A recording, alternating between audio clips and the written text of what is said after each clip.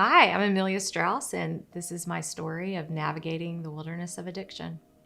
My first experiences with alcohol started when I was 18 years old, and my drinking was never normal right off the bat.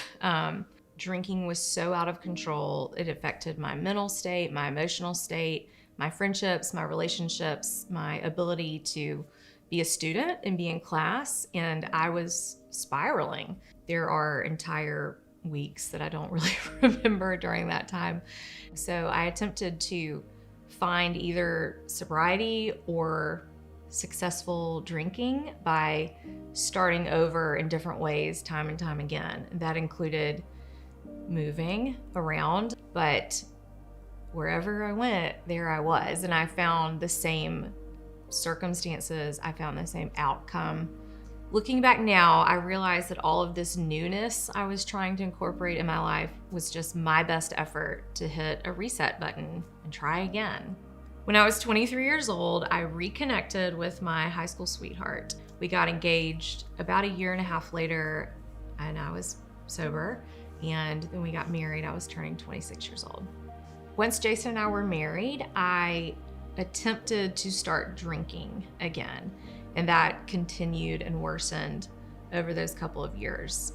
I got angry, resentful.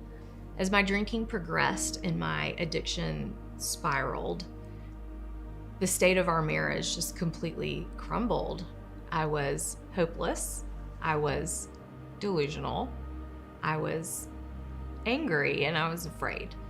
I had been, at this point in my life, in and out of sobriety, drinking, abusively drinking for a decade. We were going to counselors, we were going to therapists, I was seeing a psychiatrist. I mean, I was trying to do everything I could, and I was just stuck, and I didn't see a way out. I remember looking at him and saying, this is miserable. And I said, well, what if it's like this forever? Because that's what I felt like. And I'll never forget it. It was a turning point in my sobriety, in my life, in my marriage. He looked at me and said, well, then I guess we'll just be miserable forever together, because this is what we're doing. When I experienced this watershed moment in our marriage and in my life, I really understood the gospel and grace for the first time on a deep level. That would definitely be my unveiling, where I saw what Christ had to offer me and how much he truly loved me.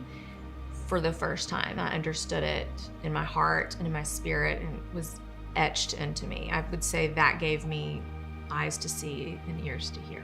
I think some of the things I had to realize in order to fully step into sobriety were how much I had to lose, but also how much I had to live for. That there was life to the fullest. And for the first time, I saw that, I had a wonderful partner. I had great family. I had friends that somehow were still around, these really strong friendships. And I was not only going to lose that, but I wanted this life. And I believed for the first time that I could be also a great partner and also a good friend. By God's grace, I've been sober for over a decade now, and I also have the privilege of being a board member for Unbound Grace and serving in that capacity. John Stakely has been part of my story for over 20 years, and he really came alongside of Jason when I was struggling. So he walked through our story with us. Over the years, John has taught me and is now teaching others that you can be recovered. And in society, we have this idea that you're always recovering, and it's never finished, and it's ongoing, and you're attempting to always be working and always striving.